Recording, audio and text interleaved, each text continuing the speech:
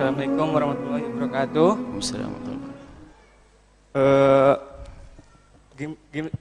Bagaimana jika ada pemimpin yang melegalkan prostitusi atau perjudian gitu ya? Lalu dari pajak tempat tersebut membangun birokrasi, misalkan jalan atau jembatan. Lalu kan masyarakat tersebut ikut menikmati hal tersebut, Bu ya? Dari prostitusi tadi biayanya hasilnya. Ya, pajak dari situ. Ya, begitu, Bu ya. Bismillahirrahmanirrahim. Program negeri kita adalah bukan negeri yang menerapkan syariat Islam. Maka kita wajib patuh di dalam hal yang tidak bertentangan dengan Islam. Bukan memberontak adalah yang diajarkan oleh Nabi kita. Memerintah kita bukan memberontak. Akan tapi kita wajib patuh berkenaan dengan hal yang tidak bertentangan dengan syariat. Apapun, apalagi ada hubungannya dengan kemaslahatan. Selagi tidak bertentangan dengan syariat, kita tidak boleh patuh. Selagi tidak bertentangan kepada syariat, kita harus patuh. Tapi kalau sudah bertentangan dengan syariat, kita tidak boleh patuh. Cuman cara tidak patuh ini ada bermacam-macam tingkatannya. Tingkat Anda, orang yang bisa berbicara, Anda mengucapkan kalimat kebatilan itu, kalimat kritiki kebatilan untuk bisa merubah. Ada yang kelasnya kelas awam, nggak bisa ngapa-ngapain. Nah ini, saya tidak bisa ngomong-ngomong, nggak bisa, nggak punya media. Saya bukan anggota apa-apa, ya kerjaan saya ke toko, pulang pergi. Tapi saya melihat kemungkaran, bagaimana ini? Hanya ingkar biqalb, dengan hatinya. Jadi ada 3 martabat yang diajarkan Nabi SAW. Ada martabatnya kalau engkau adalah punya posisi yang bisa merubah, Anda sendiri yang menjadi pemimpin, maka Anda punya kewajiban merubah. Falyughayyirhu biyadihi, itu adalah Anda berubah hukum-hukum yang bertentangan dengan syariat, yang betul bertentangan. Jadi hukum Islam itu maknanya apa? Yang tidak bertentangan dengan Islam itu sudah dianggap hukum Islam itu. Karena tidak bertentangan. Biarpun tidak atas label Islam lah. Tidak ada label Islam. Karena Islam itu ada. Karena dikatakan al-hikmah dhalatul mu'min. Kebaikan yang bertebaran di semesta ini adalah barang hilangnya seorang mukmin. Artinya itu keimanan. Biarpun di tengah-tengah negeri kafir sana, menghormati tetangga ternyata ada. Biarpun mereka tidak pernah mengerti tentang Islam, itu adalah ajaran Islam.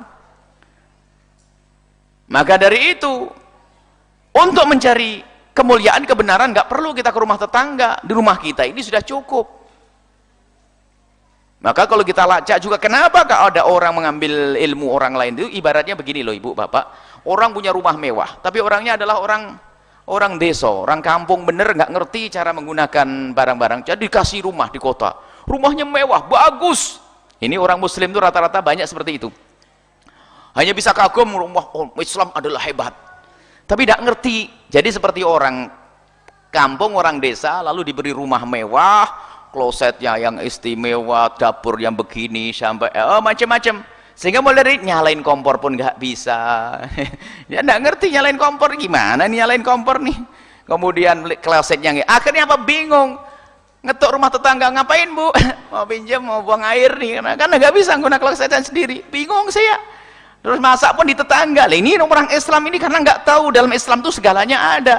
Cuman karena nggak belajarnya nggak bener, hukumnya ngadopsi dari orang lain, itu kan aneh. Nah ini, maka intinya bahwasanya selagi tidak bertentangan kita wajib patuh. Nah kemudian kok ada misalnya, kok ada legalisasi perkenan tentang prostitusi dan sebagainya, perjudian dan sebagainya. Baik, tugasmu lihat. Tugasmu adalah ingkar dulu, bahwasanya itu adalah tidak benar. Jika ternyata dirimu punya kekuatan untuk bersuara, suarakan.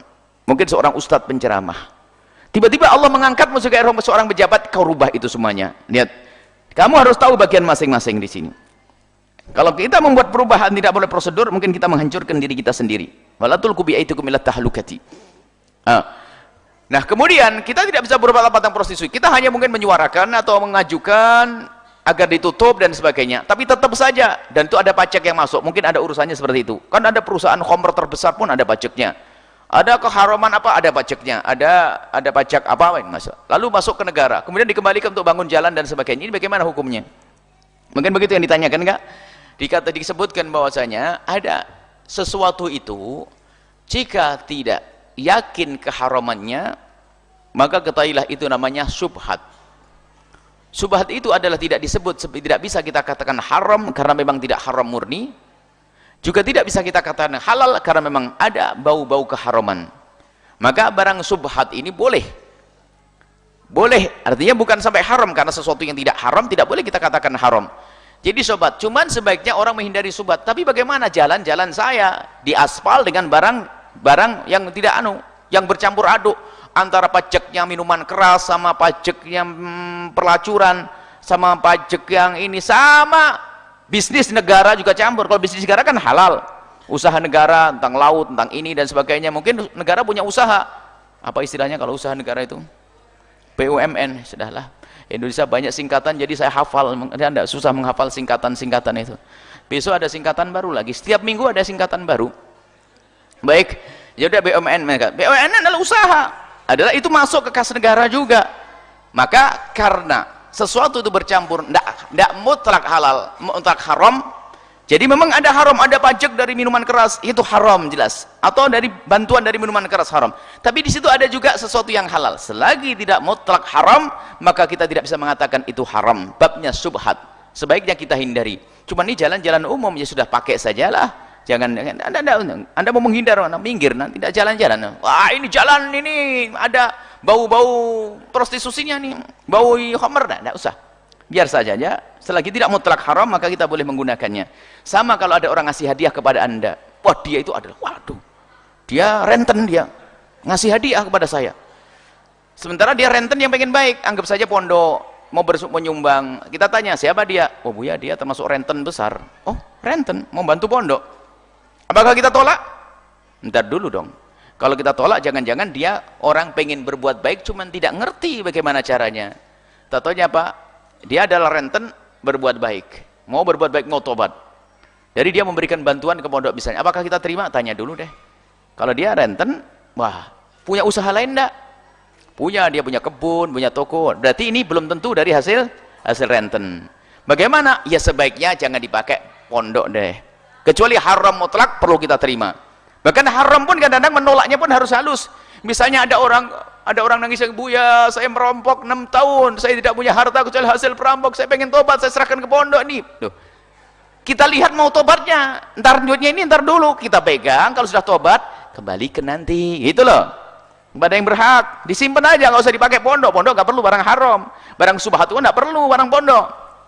Kalau subhat, misalnya tadi orang yang hartanya halal dan haram, maka disimpan dulu, jangan dikasih makan untuk anak-anak. Anak-anak kita harus makan barang bersih ya. Misalnya itu apa Buya pakai Buya? Nah, subhat pinggirin dulu deh, ntar deh. Kalau perlu selokan nanti bisa apa? Subhat.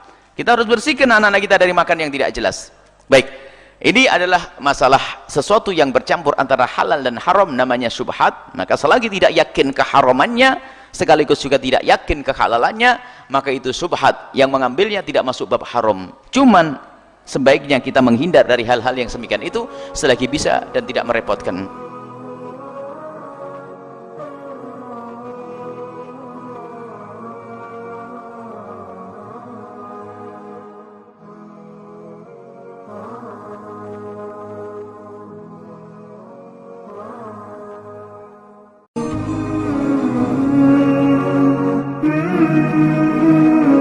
Itu yang pertama datangnya dari Dadi Nugroho dari Garut.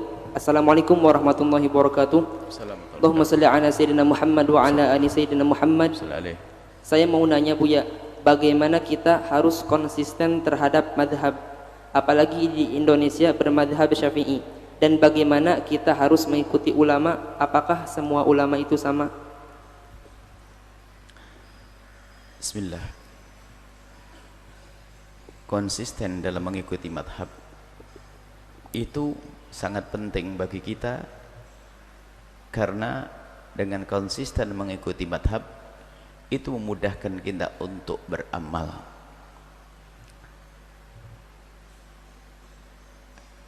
Kalau kita beramal dengan merubah-rubah madhab, itu yang repot adalah kita.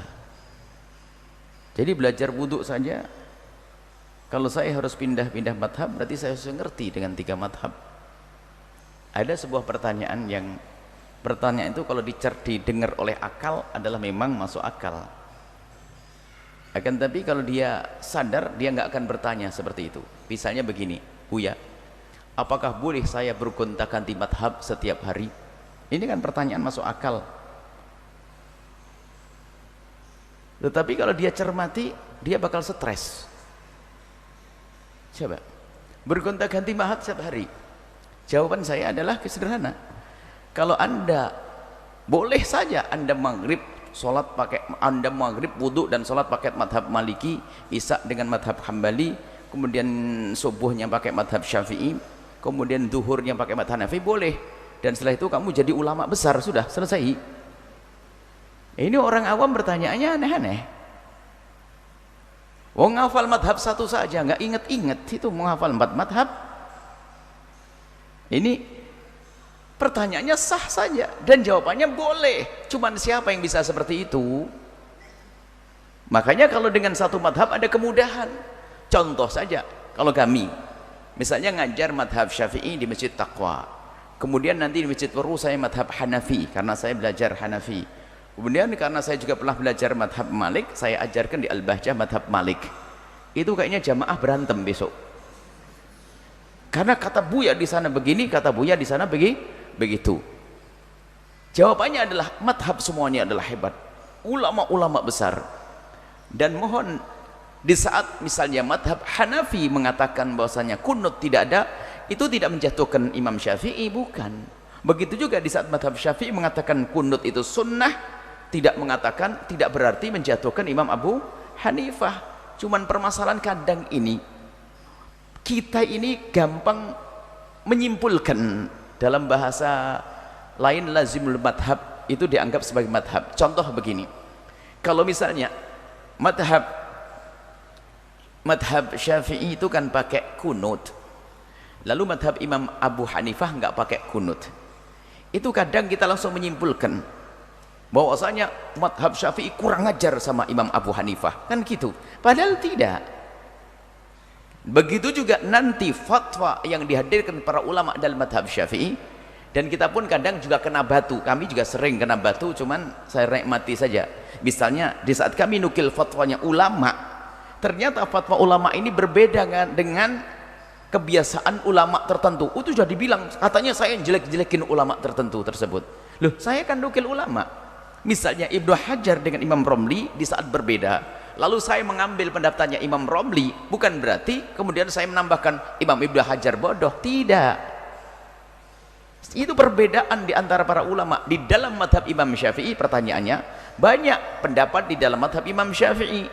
Misalnya ada perbedaan dari Imam Rafi'i kepada Imam Nawawi, kemudian setelah itu Imam Ibnu Hajar dengan Imam Romli, kemudian ditambah kemudian Khatib Syirbini. Jadi ulama-ulama dalam madhab Syafi'i, mereka cara berpikirnya, metodologinya adalah yang diambil dari Imam Syafi'i, kemudian mencetuskan hukum yang berbeda. Sehingga ada kan mengatakan ini nggak boleh, ternyata menurut dia boleh. Tapi ini bukan berarti saling mencaci, tidak. Maka kita perlu bijak di dalam mengambil fatwa. Kalau kita mengatakan pendapat ulama, ya sudah ulama. Kalau ada yang berbeda, ini berarti masalah khilafiyah. Orang boleh berbeda dalam hal ini. Bukan berarti kalau misalnya kita menukil, kadang-kadang ini menukil pendapat ulama, misalnya yang sering dihadirkan di sini, gimana hukum berjabatan tangan, misalnya laki dengan perempuan. Perkataan ulama adalah bahwasanya berjabatan tangan hukumnya adalah haram. Itu bukan berarti langsung kurang ajar kamu dengan kiai ini. Loh, ini yang nyimpulkan yang kurang ajar. Saya hanya menghadirkan perkataan ulama. Itu kiai kan salaman, berarti kamu mencaci kiai. Loh, saya tidak mencaci kok. Saya menghadirkan perkataan ulama. Ini kadang-kadang ada orang itu mencaci. Ada fatwa yang lainnya yang kami ambil dari para ulama dulu tentang zakat uang macam-macam, kayaknya lebih hebat. Bukan, saya tidak lebih hebat, bukan pendapat saya kok. Pendapat para ulama, termasuk masalah denda. Itu dicaci maki, saya diadu denda. Kamu kurang ajar dengan pondok sana kiai ini. Saya tidak bilang, tidak mencaci pondok. Saya mengatakan denda menurut para ulama seperti ini hukumnya. Nah ini, jadi kita harus dewasa. Baik, kalau selagi itu masih diambil oleh para ulama madhab Syafi'i, maka ketahuilah Anda ikuti, Anda boleh. mengambil ini dan itu, asalkan betul pendapat ulama yang dianggap dan dia adalah terbukti memang seperti pendapat-pendapat seperti Ibnu Hajar, Imam Romli, ini kan ulama-ulama yang sudah jelas, atau guru anda yang memang terbukti dia adalah pernah belajar. Kemudian di sana ada kaidah al-amila madhabalah, anda sebagai orang awam nyantai saja, ikut guru yang sudah anda pilih, bukan asal guru melalui Ustadz Google, bukan, guru yang telah anda pilih. Anda belajar di mana? Gurumu itu. Lalu kalau gurumu ternyata membimbing dengan hukum seperti ini, anda patuhi, patuh kepada guru ini, patuh kepada Rasulullah. Jangan dianggap patuh kepada Imam Subuki, mana Nabi Muhammad? Oh tidak, karena Imam Subuki ngikuti Nabi Muhammad, saya ikuti. Karena guru saya itu ngikuti Nabi, saya ikuti. Kemudian ada perbedaan. Anda jangan menjadi duri di dalam daging persaudaraan. Contoh, anda punya guru 4. Guru ini tidak semuanya pendapatnya sama loh ya. Ada ini pendapat begini, begini, begitu. Jangan anda jadi pengadu domba. Ini diadu. Nggak bisa begitu. Karena buah dari pemikiran itu namanya masalah khilaf. Jadi dalam mazhab Syafi'i sendiri tidak satu pendapat. Ada bermacam-macam pendapat. Dan justru dengan berbeda-bedanya pendapat yang ada di dalam tubuh mazhab Syafi'i itu sendiri, itu adalah kemudahan untuk kita melakukan amal baik. Namanya rahmat. Memang itu bukan hadis ikhtilaful a'immati rahmatun, enggak. Perbedaan para ulama adalah rahmat, itu bukan hadis, akan tapi makna ulama berbeda di dalam hal yang boleh berbeda, itu adalah kemudahan. Sehingga di saat ada orang kenceng-kenceng menyentuh perempuan batal wudu, ternyata ada mazhab Malik mengatakan tidak, mudah.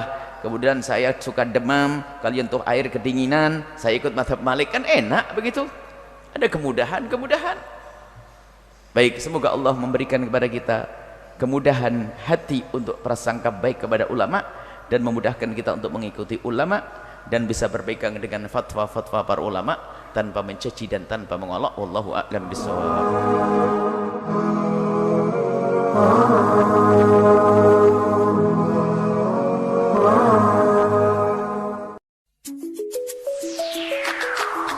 Apa kata Ustaz? Apa kata Ustaz kali ini berbicara seputar memilih calon pendamping hidup. Bagaimana sikap kita di saat calon pendamping hidup kita atau istri atau suami yang ternyata dalam pemahaman akidahnya berbeda? Buya Yahya dari Lembaga Pengembangan Dakwah Al-Bahjah Cirebon menjawab. Akidah yang harus kita pertahankan adalah akidah ahli sunnah wal jamaah. Tapi ada catatannya. Tidak cukup orang mengaku ahli sunnah wal jamaah, sebab sekarang ada ahli sunnah wal jamaah palsu. Barangkali pernah kita membahas di Wadi yang di Kuningan sana, karena ada bagian akidah juga. Jadi orang tidak cukup mengaku dirinya Islam. Jadi ada orang datang kepada anda, itu adalah juga, mohon maaf, yang ditanyakan ini adalah akibat dari tidak memperhatikan apa yang kita bahas pada saat ini. Salah pilih, biasanya begitu. Tidak mementingkan, yang penting Islam saja. Oh tidak, kalau ada orang mau melamar putri anda, tanyakan agamanya. Kalau dia sudah menjawab Islam, Islam apa? Dia harus berani ngomong. Kalau dia mengatakan yang penting Islam, itu adalah pencuri, biasanya pencuri akidah. Dia harus berani mengatakan ahli sunnah wal jamaah. Lalu tidak cukup dengan ahli sunnah wal jamaah. Ahli sunnah wal jamaah apa? Harus ada lanjutannya. Asy'ariyah, harus berani ngomong Asy'ariyah atau Maturidiyah. Kalau tidak berani ngomong itu, ahli sunnah wal jamaah yang palsu, yang dikit-dikit membid'ahkan orang, menyesatkan orang. Bukan ahli sunnah, tapi hanya pakai label ahli sunnah. Dan lanjutkan lagi, ahli sunnah wal jamaah Asy'ariyah, Sufiyah. Jadi 4 label ini harus ahli sunnah Islam, ahli sunnah wal jamaah, Sufi, Asy'ariyah, Sufiyah. Baik, anggap saja barangkali benar apa yang ditanyakan ini. Seorang istrinya adalah ahli sunnah wal jamaah Asy'ariyah. Asy'ariyah itu yang biasa dengan sifat 20, yang ya seperti Wadi ini. Tak taunya yang satunya berbeda. Berbeda ini ada bisa saja bukan ahli sunnah atau ahli sunnah palsu. Baik, dua-duanya. Ahli sunnah palsu adalah orang yang dikit-dikit membid'ahkan orang. Itu derajat fasik. Jadi kalau punya seorang yang fasik, suami yang fasik, karena menyesatkan orang, mengatakan orang-orang alim, orang-orang besar adalah orang-orang yang ahli neraka, ini ada kurang ajar kepada ulama. Jadi ahli sunnah wal jamaah palsu, orang yang anti kepada marhabanan, anti kepada, pokoknya dikit-dikit membid'ahkan itulah. Itu adalah ahli sunnah wal jamaah palsu. Maka dengan perbuatan mereka, dengan lidah mereka, mereka bisa digolongkan sebagai orang fasik. bahkan kadang sampai mengeluarkan kita dari Islam, maka bisa saja mereka sudah keluar dari Islam karena omongan mereka. Tapi kita tidak mengatakan mereka keluar dari Islam. Tapi paling ringan adalah kita katakan mereka itu adalah fasik. Jadi karena fasik, seorang wanita boleh saja minta cerai. Dan tidak ada perlunya mempertahankan suami seperti itu kecuali kita bisa berubah. Seorang suami pun begitu, kalau istrinya sudah tidak baik, tidak benar, tidak perlu kita mempertahankannya dengan alasan anak dan sebagainya. Ini masih punya anak 2. Kalau punya anak 5 bagaimana nanti? Tambah kacau lagi ya. Jadi harus ada keberanian di dalam urusan kebenaran dan akidah. Nah, kalau kita berpegang dengan prinsip ini, maka bisa saja karena Anda berprinsip maka suami Anda akan berubah karena mempertahankan. Jangan sampai kita mengalah karena suami Anda punya prinsip, kenapa Anda tidak punya prinsip? Nah, ini kan salah. Kalau suami Anda tidak punya prinsip, Anda punya prinsip akan membawa kepada Anda. Kalau suami Anda punya prinsip, ternyata Anda tidak punya prinsip, Anda ke bawah. Kalau dia punya prinsip, Anda punya prinsip, tidak akan ketemu selamanya. Tidak ada alasan kecuali Anda punya prinsip. Coba Anda renungkan, Anda harus punya prinsip. Kalau suami Anda punya prinsip, lihat, selamanya tidak akan bertemu kan. Kalau tidak bertemu, kenapa dipertahankan? Satu. Atau Anda punya prinsip, suami Anda tidak punya prinsip. Kira-kira bagaimana? Suami akan ikut Anda. Untung Anda dakwah kepada suami Anda. Nah, ini yang kita inginkan. Atau Anda tidak punya prinsip, suami Anda tetap punya prinsip mempertahankan apa yang ia yakini. Siapa yang ke bawah? Anda ke bawah, lihat. Gak ada alasan kecuali Anda punya prinsip. Kalau setelah Anda punya prinsip dan Anda coba untuk membawa suami kepada Anda. Tadi yang pertama istri ya. Masalah bercerita tentang seorang wanita ya, wanita yang bertanya. Jadi harus kita punya prinsip bahwasanya akidah yang benar seperti ini dibawa ke majelis-majelis yang mulia, perdengarkan fatwa di FM jika Anda masih ada, jika orang itu masih ada di sini. Kalau dia tidak mau, lah ini ada batasannya. Jangan sok jadi pejuang. Akidah itu akan tercuri begitu mudah. Tiba-tiba kita sudah terbawa kepada akidah ahli sunnah wal jamaah palsu. Jangan kita, yang penting kan kita hidup masing-masing. Oh tidak. Hidup dalam rumah tangga itu tidak hanya kebersamaan di dalam urusan menu loh ya, tapi urusan akidah ini yang paling penting. Dan bagaimana ulama-ulama kita dicaci, orang tua kita dicaci, mungkinkah kita bisa harmonis? Apalagi amalan kita dicaci, dikatakan ahli bid'ah, Asy'ariyah adalah orang yang keluar dari Islam, Asy'ariyah begini. Tanpa disadari, kita itu dicaci. Mungkinkah kita hidup mesra, indah dengan orang mencaci kita? Ini adalah satu hal yang harus kita tegaskan. Jadi ajari sahabat Anda itu punya prinsip. Setelah punya prinsip, baru nanti mengajaknya dengan keindahan. Tentu itu, misalnya suaminya dekatkan kepada kebaikan, atau barangkali dengan dibawa ke tempat majelisnya para ulama, atau diajak konsultasi kepada ulama, tapi jangan konsultasi tentang permasalahannya dengan permasalahan lain, tapi ulamanya dikasih tahu agar memberikan masukan yang halus bil hikmah. Bisa saja dengan cara semacam itu. Intinya sebagai seorang istri harus senantiasa ingin membawa suaminya kepada kemuliaan. Tapi kalau sudah berusaha dengan cara yang baik, dengan berbagai cara yang indah sesuai dengan hikmah yang diajarkan oleh Allah kepada Rasulullah, kok masih belum bisa, maka setelah itu harus ada batasannya. Jangan Anda mau jadi korban. Belum lagi anak Anda punya amanat besar di hadapan Allah. Kita punya amanat besar di hadapan Allah Subhanahu wa taala. Ini tidak saja istri yang punya suami salahnya. Suami punya istri yang akidahnya beda. Akidahnya beda, jangan ngentengin. Yang penting kan saya laki-laki ngatur. Mohon maaf, kita tidak tahu sampai kapan kita bisa hidup. Mohon maaf. Anak kita 5 kecil-kecil kita mati. Ayo, akidah istri kita beda, anak kita ikut siapa? Maka jangan sombonglah kita kalau dalam urusan pendidikan ini. Allah bisa mencabut nyawa kita sewaktu-waktu. Maka dari itu, ini memilih pasangan sungguh luar biasa penting. Jadi tetap prinsip ada, tapi dalam mengajak kepada kebaikan adalah tetap gunakanlah akhlaknya Nabi Muhammad SAW, yaitu dengan keindahan, dengan kelembutan. Bawalah orang itu dengan keindahan sehingga mereka tidak terpaksa. Agama tidak dengan paksaan. Kalau agama dengan paksaan, dia tidak bisa istiqomah, akan cepat jenuh, dan dia akan mudah meninggalkan kebenaran yang tidak mereka senangi itu. Wallahu a'lam bishawab. Tuh, apa kata Ustaz?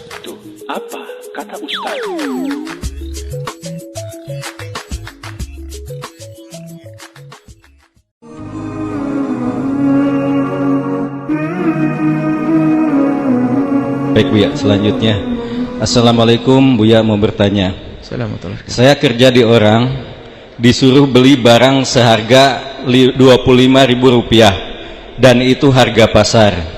Tapi saya beli langsung dari pengepul lebih murah Buya, hanya harga Rp10.000. saya kasih sama bos harga pasar. Boleh enggak seperti itu Buya? Terima kasih. Wassalamualaikum warahmatullahi wabarakatuh. Waalaikumsalam warahmatullahi wabarakatuh. Anda harus tahu siapa Anda.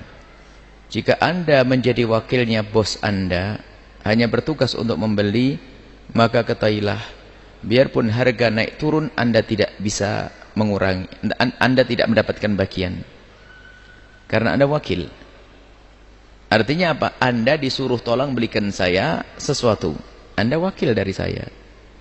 Maka Anda tidak boleh berbisnis di balik perwakilan ini. Jadi Anda haram dan Anda berkhianat dan Anda pengkhianat kalau Anda mengangkat harga di depan bos Anda. Harganya dapat 10.000, dikasihkan bos tetap 25. Anda bohong, Anda berkhianat, Anda tidak bisa dipercaya saat itu. Kalau Anda pengen berbisnis, bilang sama bos, bos, kalau saya dapat lebih murah gimana? Ke bos dapat 25 ya? Oh ya, tetap nggak apa-apa. Kalau sudah bos mengizinkan boleh. Kalau tidak, maka Anda ini sebagai wakil saja dan tidak boleh berbohong. Tapi alangkah banyaknya manusia berbohong. Ini kadang tidak saja, oh jadi petugas belanja masjid, ini sudah pakai, ini masih jadi tukang belanja, sudah begitu. Itu kalau jadi pejabat negara, korupsi itu. Beli besi misalnya, harganya berapa? Harganya ini, harganya anggap saja 100.000. Sudah umum harga 100.000. Itu sudah ada kong kali kong dengan sananya itu sebetulnya harga 90. Tapi ditulis sama yang jual itu menjadi 100. Jadi nanti laporannya ke pengurus masjid 100, dapat 10.000. Haram, pengkhianat tuh manusia. Wah, itu bakat jadi koruptor tuh. Neraka jahanam itu manusia. Nggak boleh itu. Maka bakat jualan sayur pun ya. Jadi pembantu beli sayur pun harganya 500 dibilang 700. Korupsi. Pernah suatu ketika ada sebuah, ini kadang-kadang pondok, khususnya kerja di tempat-tempat mulia, pondok kalau mau belanja, jangan sampai mengangkat harga kalau memang Anda sebagai wakil. Kecuali Anda jual beli ke pondok. Anda jual beli ke pondok, ke masjid, silahkan Anda jual beli. Anda sandal harga 5.000, Anda jual 500.000 juga boleh. Cuman ada yang beli atau enggak, ini kan babnya beda. Katakan kalau Anda berbohong nggak boleh. Jadi tadi jawabannya, Anda tidak boleh menaikkan harga gara-gara Anda mendapatkan yang lebih murah, karena Anda bukan pemilik modal dan Anda bukan dagang kepada bos Anda, tapi Anda bertugas sebagai wakil untuk beli. Kecuali Anda menempatkan, bos beli ke saya aja ya, itu beda ceritanya. Awas, tolong amanat. Kadang begitu menganggap, coba Anda pun akan kecewa jika ada orang semacam ini. Nggak benar. Makanya ada di sebuah pondok pesantren, ada seorang bekerja, banyak kong kali kong dengan tukang itu nggak benar itu. Tolong murahkan saya. Sama, ada kerajaan dari sebuah kerajaan mana itu lupa itu. Di Indonesia ada tanda nih. Jadi pegawai kerajaan itu kalau makan di rumah makan, kalau bilang Pemda nggak enak nanti. Sebuah kerajaan itu pegawainya rumah makan, itu sudah kong kali kong dengan yang punya warung. Tolong nanti harganya dinaikkan atau kasih kwitansi kosong, sama kasusnya. Ini nggak boleh, bohong, haram. Kita perlu bangun kejujuran. Katakan kepada bos, ternyata ada barang murah, harganya cuma 10.000 bos. Di pasar cuma harganya 25. Lihat. Kalau ternyata bos lapang hati, Anda akan dikasih hadiah. Kalau tidak, Anda mendapatkan pahala. Selesai. Awas, hati-hati, ini harus ditekankan masalah begini. Anda harus amanat. Anda tidak boleh menaikkan harga. Sama, kalau Anda ditugaskan, tolong jualkan mobil saya. Kalau Anda punya jualkan mobil saya 60 juta. Ternyata setelah Anda jual menjadi 70 juta, Anda tidak berhak yang 10 juta. Karena apa? Anda wakil. Kecuali saya ngomong, tolong jualkan mobil saya 60 juta, kalau lebih boleh buat kamu. Nah, begitu baru boleh. Kalau tidak, tetap nggak boleh. Sebab kejujuran ini penting. Sekarang repotnya dunia ini di saat manusia tidak jujur, sama bapaknya saja pakai bisnis nanti. Akhirnya sama istri sama suami sudah bohong harga. Ya, ada bohong itu. Semuanya laporan anggaran belanja sudah berdusta semuanya ini.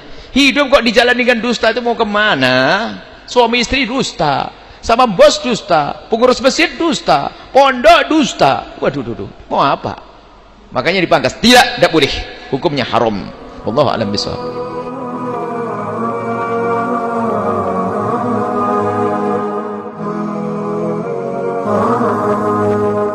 kemudian pertanyaan yang selanjutnya datangnya dari saudara Irfan dari Surabaya. Assalamualaikum warahmatullahi wabarakatuh. Assalamualaikum warahmatullahi wabarakatuh. Allahumma shalli ala sayyidina Muhammad wa ala ali sayyidina Muhammad. Buya, saya mau bertanya, mohon maaf sebelumnya apabila kurang sopan. Apakah termasuk zalim apabila kita membuang-buang air mani dikarenakan untuk menunda kehamilan, dan apa hukumnya mengeluarkan air mani di luar seperti itu? Terima kasih sebelumnya. Baik, nanti ada pembahasan tentang masalah menjaga kehamilan atau kontrasepsi, itu bermacam-macam. Baik, yang pertama adalah hukum menahan, menunda kehamilan bukan sesuatu yang terlarang, asalkan tujuannya bukan takut melarat. Kalau Anda menunda kehamilan karena takut melarat, ini kurang ajar kepada Allah. Tapi yang menunda kehamilan karena ingin mengatur biar anak saya gak gede, bisa ngerawat, bisa ini, boleh-boleh saja. Cuman cara menundanya ada yang cara benar dan cara haram. Cara yang benar adalah, cara yang diperkenankan adalah dengan cara azl. Ini sudah hampir disepakati. Azl itu, asalkan ada kesepakatan dari suami istri, azl itu adalah mengeluarkan air mani di luar rahim. Jadi seorang suami di saat ingin keluar mani, dikeluarkan di luar. Itu namanya azl. Kata Sayyidina Jabir dalam riwayat, kunna na'zil wal wahyu yanzil. Ini pernah terjadi pada sahabat Nabi yang berkata, kami pernah melakukan azl, yaitu mengeluarkan sperma di luar dan dalam keadaan wahyu masih turun. Kalau memang dilarang, pasti ada pesan datang kepada Nabi. Ternyata tidak ada larangan. Dari inilah maka termasuk seperti itu, membuang sperma di luar asalkan tujuannya bukan takut melarat, maka itu hal yang diperkenankan. Kemudian apalagi cara yang diperkenankan untuk itu? Mohon maaf, kalau dengan mohon maaf selama ini yang aman karena tidak ada urusan dengan orang lain, seperti menggunakan kondom. Baik, meningkat lagi, apalagi mohon maaf yang pakai apa, spiral, apa itu namanya, IUD, maka itu dengan catatan, kalau itu dengan catatan, kalau dalam keadaan nyantai-nyantai tidak perlu.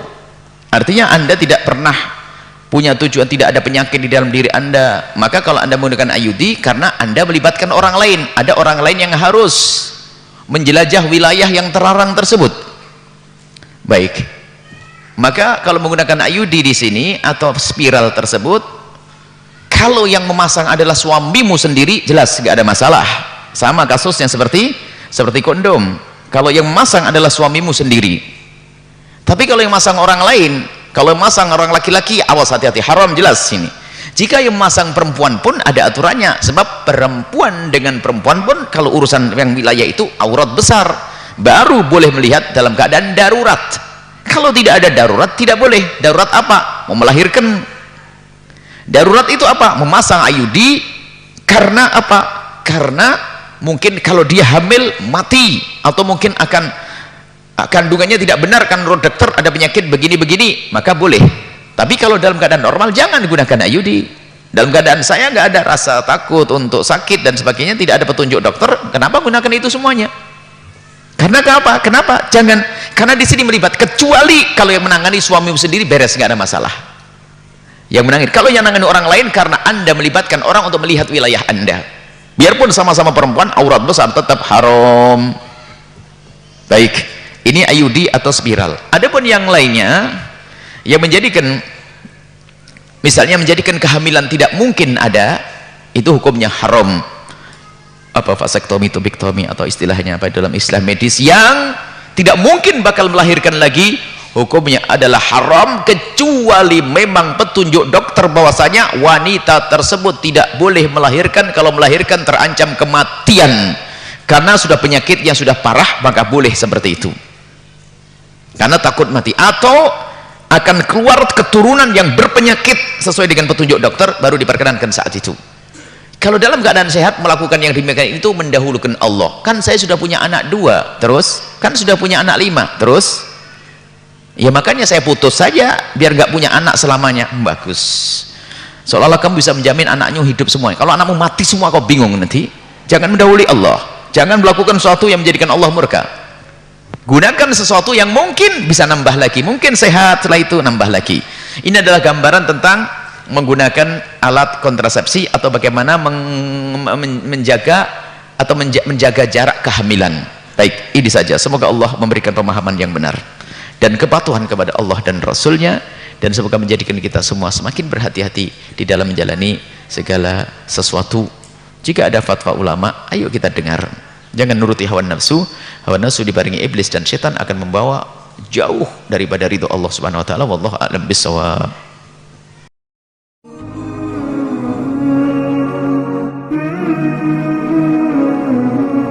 Baik, pertanyaan selanjutnya dari hamba Allah di Taiwan.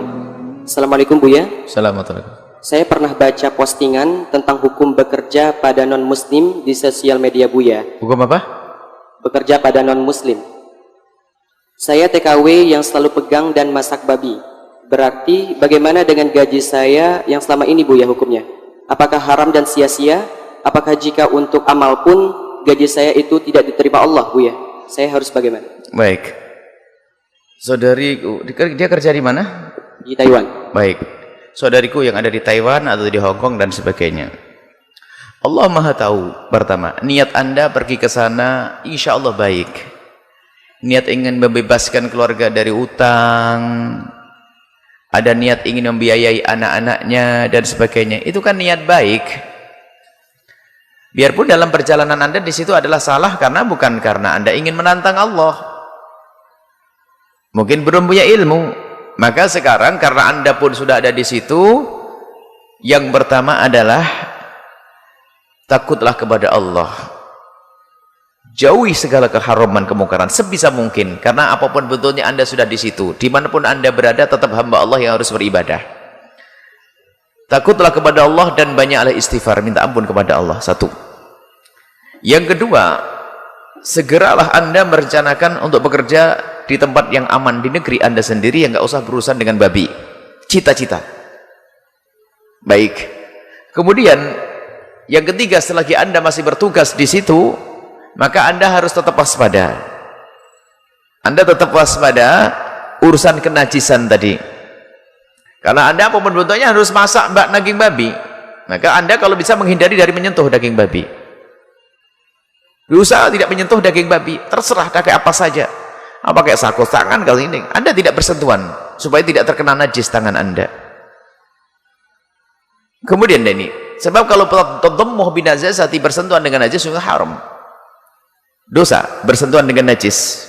Dan setelah bersentuhan dengan najis, Anda pun harus bisa mensucikannya dengan cara yang diajarkan oleh Nabi, diajarkan oleh agama, yaitu 7 kali basuhan, salah satunya dengan debu. Karena babi disamakan dengan anjing. Kemudian setelah itu apa? Setelah Anda bisa mengerjakan dengan itu semuanya, Anda insya Allah menjadi seorang wanita yang aman di tempat tersebut. Dan rizki yang Anda terima insya Allah halal, asalkan Anda dengan niat-niat yang tadi. Cuman ya itu, jangan menikmati di sana. Kan sudah ada 4 hal tadi harus hadirkan, pengen cepat pulang.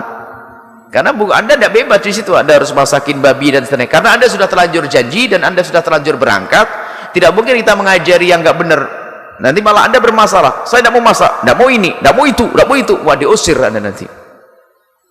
Jadi selesaikan tugas Anda di situ. Akan tapi ketahuilah. Karena apa? Anda masih menjaga barang terhormat untuk mereka. Kenapa? Babi bagi mereka adalah bukan haram.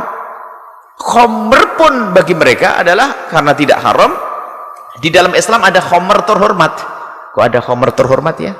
Khomer terhormat itu adalah khomernya orang-orang ahli zimmah. Misalnya di negeri kita ada orang Nasrani yang mereka bukan orang harbi, bukan orang yang memerangi kita. Baik-baik, cuman minuman keras bagi mereka kan tidak haram. Maka minuman keras yang ada di rumahnya nggak boleh kita datang ke rumah menghancurkannya. Selagi dia minumnya di dalam rumah, Anda tidak boleh ikut-ikut. Tapi kalau sudah minum di pinggir jalan, lain urusannya. Jadi ini terhormat. Termasuk makanan-makanan haram itu terhormat. Selagi Anda di negeri sana, maka Anda kewajiban untuk menyelesaikan tugas Anda, tapi dengan cara-cara tersebut. Adapun hukum kerja di tempatnya orang kafir sudah pernah kita jelaskan di bahasan khusus. Yang jelas karena Anda sudah di sana, kami tidak ingin mengatakan lalu wah rezeki Anda haram dan sebagainya. Wah, Anda murung nanti, stres nanti ya. Tapi kalau sudah Anda memenuhi 4 syarat yang kami sebutkan, insya Allah Allah mengampuni Anda. Anda menyesal, Anda istighfar terus, Anda sudah hati-hati dan sebagainya. Allah tidak kejam, Allah maha kasih. Tapi Anda yang serius, Kalau sudah selesai dan serasa cukup utang-utang Anda atau bagaimana, sudahlah Anda segera pulang, bertemu dengan suami alangkah indahnya, bertemu dengan anak-anak alangkah indahnya. Jangan dinikmati Anda dengan keadaan semacam ini. Dan yang saya kagum dengan Anda adalah dalam keadaan seperti itu pun Anda masih mau bertanya. Berarti Anda menjadi orang yang pengen baik, pengen benar. Yang repot adalah cuek bebek. Bahkan dekat ustadz pun takut, nanti takut dikit-dikit haram, haram, haram. Lah ini sengsaralah manusia seperti itu. Tapi Anda beruntung mau bertanya. Wallahu a'lam bishawab.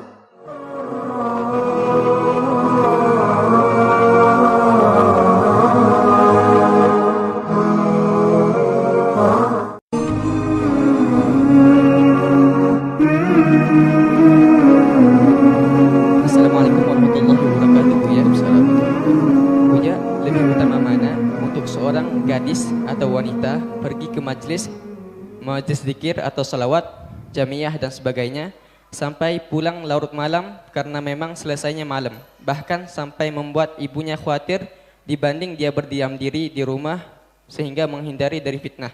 Mohon penjelasannya. Assalamualaikum warahmatullahi wabarakatuh. Waalaikumsalam warahmatullahi wabarakatuh. Kami himbau kepada siapapun yang mengadakan majlis jika melibatkan para wanita, jangan terlalu malam. Satu. Kemudian yang kedua harus ada nasihat. Jika Anda wanita tidak ada yang menemani secara terhormat, Anda tidak usah datang. Kami tidak bangga kalau majlis kami banyak, tapi Anda melanggar Allah. Karena kami ingin mengadakan majlis adalah untuk sampai kepada Allah. Jika ada seorang wanita ditemani suami, abang atau adik, atau rombongan kemuliaan, satu mobil yang mulia, sehingga orang yang di rumah Anda pun merasa tentrem, Anda lakukan. Tapi jika Anda pergi tanpa teman, lalu mengkhawatirkan orang yang ada di kiri kanan Anda, maka duduk manis di rumah membaca salawat sampai tertidur lebih bagus daripada menghadiri majlis. Akan tapi Anda tidak terhormat. Hei para wanita, dengar ini semuanya. Menuntut ilmu bukan dengan hawa nafsu. Bukan dengan hawa nafsu. Khususnya majlis yang setahun sekali maulid yang ada di alun-alun. Kami himbau, kalau Anda tidak ada teman laki, suami, atau adik, atau abang, atau rombongan kemuliaan, maka Anda tidak usah datang ke tempat tersebut. Allah Maha tahu niat Anda. Sehingga nanti yang belum suami, punya suami, dikasih suami tahun depan bisa kamu. Yang punya anak dan sebagainya itu. Jadi jangan sampai Anda melanggar Allah. Nggak ada perlunya. Pertanyaan lebih baik mana? Lebih baik duduk di kamarnya sambil sujud, sholawat, daripada harus menghadiri majelis. Tatanya bingung sendiri, malam-malam lewat gang sendiri dari mana itu? Hawa nafsu. Hawa nafsu pengen dianggap sebagai waliullah. Enggak, malaikat marah, Allah marah. Ya. Sudah itu dandanannya bikin pusing orang sejagat. Nah, jadi kalaupun Anda berkumpul, harus Anda jaga kehormatan diri Anda pakai para wanita. Enggak usah memaksakan diri. Bahkan hukumnya bisa menjadi haram jika ternyata Anda tergolong orang yang tidak bisa menjaga diri Anda. Sebab ada orang tahu kadar dirinya sendiri. Ada orang, Buya saya itu sudah begitu Buya. Kenapa begitu? Saya itu kalau tidak ganjen nggak bisa. Oh kalau itu sadar, berarti kamu baik sadar. Kalau itu kamu tidak usah hadir ke majelis kayak gitu, yang ada laki-lakinya. Takut kamu ganjen dengan orang laki-laki di sana. Hah? Orang tahu kadar dirinya sendiri. Karena pengen bener kan, dinasihati. Terus apa lagi? Dandanan saya juga bikin pusing orang. Ya kalau begitu enggak usah datang. Rubah dandananmu baru datang. Yang wajar, yang biasa. Wajar dandananmu, biasa, enggak bikin orang pusing. Kemudian setelah itu ditemani kalau malam hari. Kalau siang hari masih lokal adalah aman dan sebagainya. Itu. Jadi kami ingin apa yang Anda lakukan dari kebaikan itu maksimal. Jangan sekali-kali diikuti hawa nafsu. Ya. Itu saja, kecuali rumahmu rumah tidak sehat. Pun demikian tetap kita harus mencari kawan. Anda bisa komunikasi, tolong jemput saya. Rumahnya rumah tidak sehat, mohon maaf, ada sebagian rumah yang rumahnya sangat kecil, kemudian banyak iparnya, banyak ininya, banyak tontonannya, segala macam, banyak godaan. Maka mondok saja kalau gitu. Mondok, nggak usah ngaji. Tetap majelis yang rame-rame itu adalah tidak kami himbau. Tidak kami himbau. Biarpun katanya majelis yang Bu Yahya, nggak usah datang. Ambil yang siang saja yang aman. Kalau malam wajib aman catatannya. Ya, wajib aman. Yang siang, kalau malam hari wajib. Kalau siang hari, insya Allah jelas aman. Negeri ini aman, alhamdulillah. Ini saja. Allah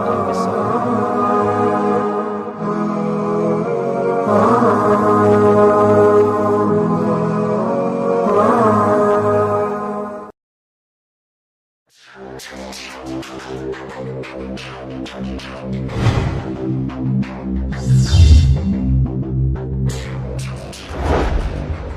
sebelum kita lanjutkan pertanyaan dari sahabat kita Beni ya, kali ini kita akan menyapa terlebih dahulu sahabat kita yang sudah bergabung via telepon. Baik, halo, assalamualaikum. Waalaikumsalam. Iya, silakan. Salawatnya Bapak. Muhammad. Allahumma sholli wa sallim wa barik alaihi. Baik, dengan Bapak siapa dan di mana? Siti Saputra di Raja Galuh. Afwan, Bapak siapa? Siti Saputra di Oh, Bapak Saputra di Raja Galuh ya. Iya, kabarnya baik Bapak ya? Ya, baik, alhamdulillah. Alhamdulillahirobbilalamin. Baik, Bapak silakan pertanyaannya kepada Bu ya. Ini Bu, untuk Bu ya. Salam atau enggak? Ini Bu ya, silakan anggota DKM masjid. Nah, yang bulan Ramadan ada acara takjil bersama. Nah, kan pasti kan itu ninggalin anak di rumah. Ninggalin apa? Katanya nggak boleh kalau takjil di masjid. Siapa yang melarang? Siapa yang melarang? Orang teh. Saya yang bilang katanya kalau buat takjil di masjid hukumnya nggak boleh. Kalau apa? Kalau takjil Pak, kalau takjil di hukumnya katanya jangan lebih Makan di masjid maksudnya? gitu sama keluarga gitu. Iya, halo Bapak. Ya, halo. Iya. Silakan lanjutkan Bapak. Kalau makan di masjid? Ya katanya nggak boleh ya, nggak abdol. Lebih baik bersama di rumah gitu. Pak. Iya. Jadi gimana karena gitu menurut Buya gitu. Iya, iya. Baik, masih ada Bapak? Cukup. Baik, terima kasih Bapak. Iya. Iya. Baik. Ya, assalamualaikum Bapak. Salam. Iya. Baik Bu ya, Bapak Saputra di Raja Baik, kita Galuh. lanjutkan tadi sebelumnya. Ada pun yang akan ditanyakan tentang takjilan. Ini beginilah ya. Makan di masjid itu dibedakan antara orang yang sengaja makan di masjid atau orang yang beribadah di masjid lalu makan di masjid. Ini pada perbedaan. Kalau Anda pengen makan lalu ke masjid membawa anak-anak, itu tidak diperkenankan. Masjid kok buat rekreasi. Misalnya dari rumah bawa makanan ke masjid, tidak diperkenankan dengan itu. Tapi kalau ada orang tinggal di masjid kemudian makan di masjid, asalkan menjaga tata krama, diperkenankan. Dan ini terjadi pada orang-orang dahulu. Jadi berbuka di situ, sahur di situ. Jadi tolong dibedakan ini. Berbeda. Kalau kita sudah di masjid, saya mungkin waktu saya sedikit, tidak banyak waktu untuk pulang. Masa kalau di masjid harus di mana? Nah ini ada sebagian orang itu kadang-kadang berucap itu adalah tidak pernah direnungi seperti apa. Ngomong, nggak boleh di masjid untuk ibadah. Ngerti masjid adalah untuk ibadah. Tapi kalau ada orang tinggal di masjid, bahkan ashabus suffah yang bersama Nabi SAW makan di masjid. Bahkan tinggalnya di samping masjid, bahkan dibuatkan di situ. Dia tidur di masjid sesaat. Nah, ini jadi harus dibedakan hal yang jadi kalau ada orang membawa makanan, yuk kita makan di masjid luas, rumah kita sempit. Nah, ini kurang ajar, merendahkan masjid untuk makan saja. Kalau orang ahli masjid, beribadah di masjid, iktikaf di masjid, kemudian dia makannya di situ, ya nggak ada masalah. Tapi dengan catatan, lihat, jangan membuang kotoran di dalam masjid, jangan buang sampah di dalam masjid. Hendaknya masjid tetap dijaga kehormatan masjid, yaitu kemuliaan, kebersihannya. Jadi nggak apa-apa takjil karena orang mau tarawih di sana. Orang mau mengaji di sana, orang mau sholat di sana, buka di sana. Lah kok bukanya di masjid terus makannya di rumah, ya pusing lah nanti. Nah, jadi jangan tidak usahlah mengada-ngada lah. Ulama dahulu sudah melakukan yang demikian. Kenapa kita pusing? Ada wallahu a'lam bishawab.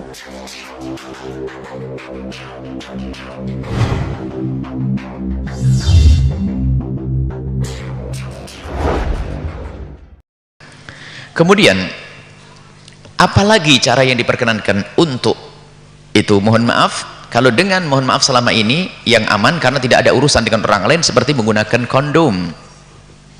Baik, meningkat lagi, apalagi mohon maaf yang pakai apa, spiral, apa itu namanya IUD, maka itu dengan catatan, kalau itu dengan catatan, kalau dalam keadaan nyantai-nyantai tidak perlu.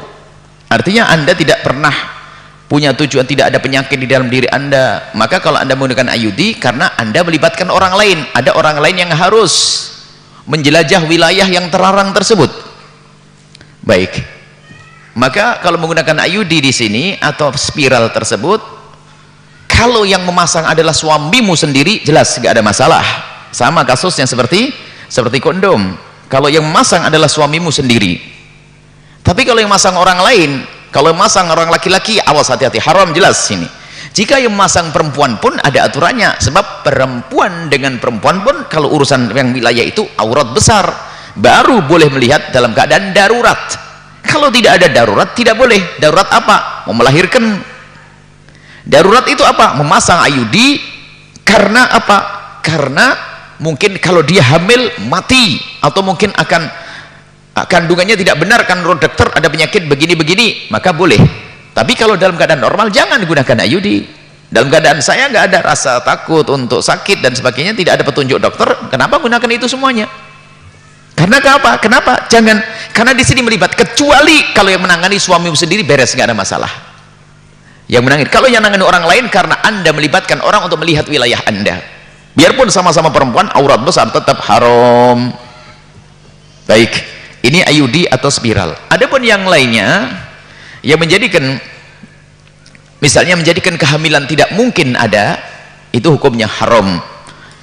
Apa vasektomi, tubiktomi, atau istilahnya apa dalam istilah medis, yang tidak mungkin bakal melahirkan lagi, hukumnya adalah haram, kecuali memang petunjuk dokter bahwasanya wanita tersebut tidak boleh melahirkan. Kalau melahirkan terancam kematian karena sudah penyakit yang sudah parah, maka boleh seperti itu, karena takut mati, atau akan keluar keturunan yang berpenyakit sesuai dengan petunjuk dokter, baru diperkenankan saat itu. Kalau dalam keadaan sehat melakukan yang demikian itu mendahulukan Allah. Kan saya sudah punya anak 2, terus kan sudah punya anak 5, terus ya makanya saya putus saja biar nggak punya anak selamanya. Bagus, seolah-olah kamu bisa menjamin anaknya hidup semuanya. Kalau anakmu mati semua kau bingung nanti. Jangan mendahului Allah, jangan melakukan sesuatu yang menjadikan Allah murka. Gunakan sesuatu yang mungkin bisa nambah lagi, mungkin sehat, setelah itu nambah lagi. Ini adalah gambaran tentang menggunakan alat kontrasepsi atau bagaimana menjaga atau menjaga jarak kehamilan. Baik, ini saja. Semoga Allah memberikan pemahaman yang benar dan kepatuhan kepada Allah dan Rasulnya, dan semoga menjadikan kita semua semakin berhati-hati di dalam menjalani segala sesuatu. Jika ada fatwa ulama, ayo kita dengar, jangan nuruti hawa nafsu. Hawa nafsu dibarengi iblis dan setan akan membawa jauh daripada ridho Allah Subhanahu wa taala. Wallahu a'lam bishawab.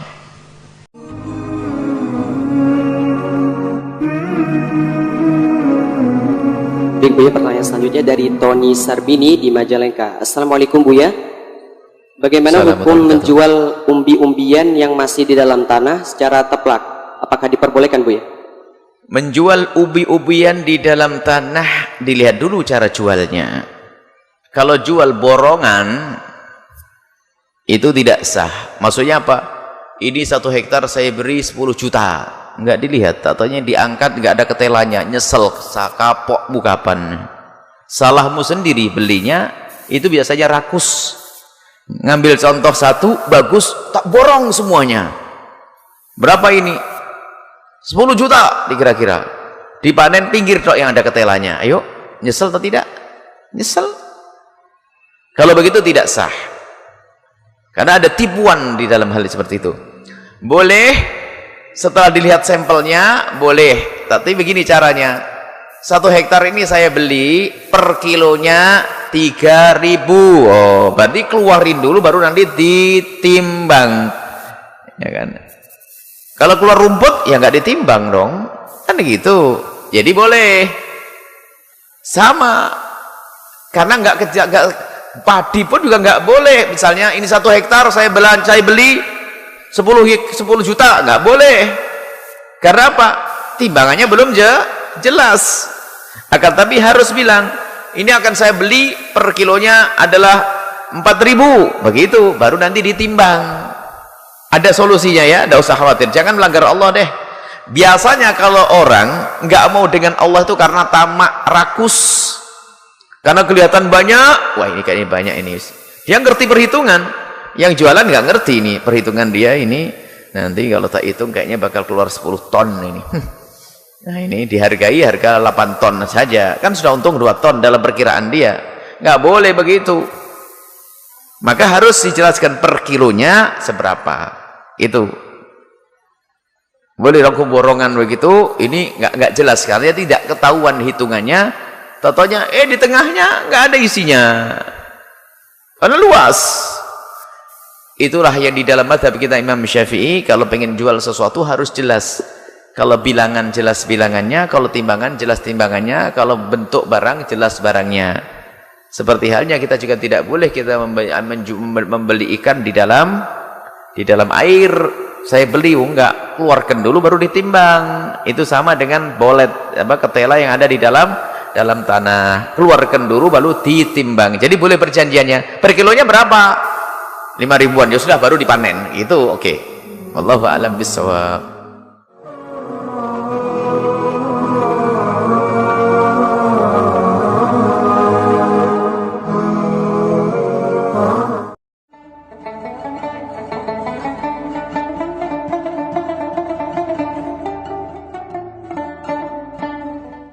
Sebab kaidahnya sholat sunnah itu hendaknya kita pindah-pindah tempat. Maka dikatakan wa yukrahul iton.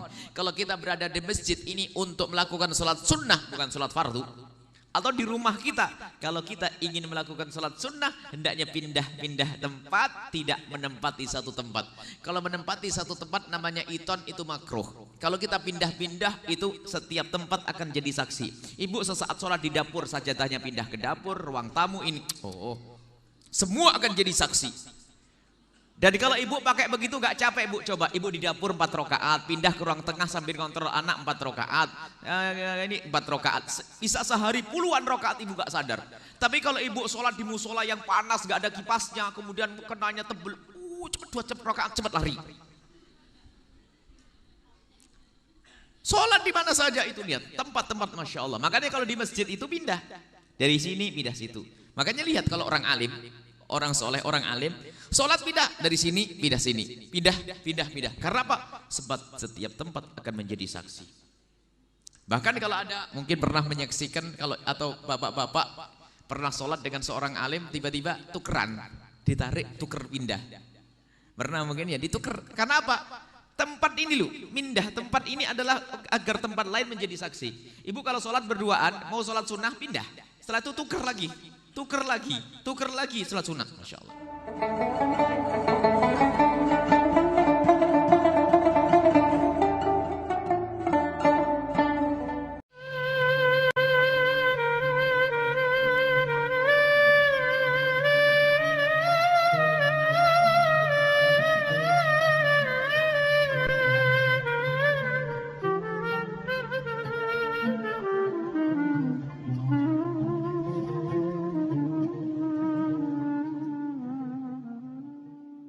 Bismillahirrahmanirrahim. Assalamualaikum warahmatullahi wabarakatuh.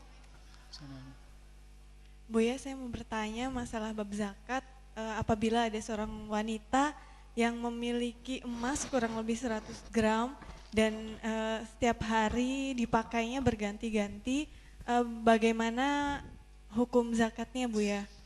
Ya, terima kasih. Assalamualaikum warahmatullahi wabarakatuh. Baik. Yang kedua adalah ibu punya emas 100 gram. Dipakai terus, gonta-ganti.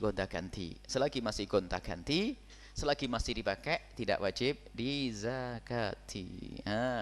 Cuman janganlah pelit, emasnya segitu banyak kok, pelit banget sih. Ya sudahlah, ngeluarin duit tapi gak usah dari emasnya ya, sedekah, infak. Jadi biarpun sudah sampai nisab, karena itu adalah yang dipakai, tidak wajib dizakati.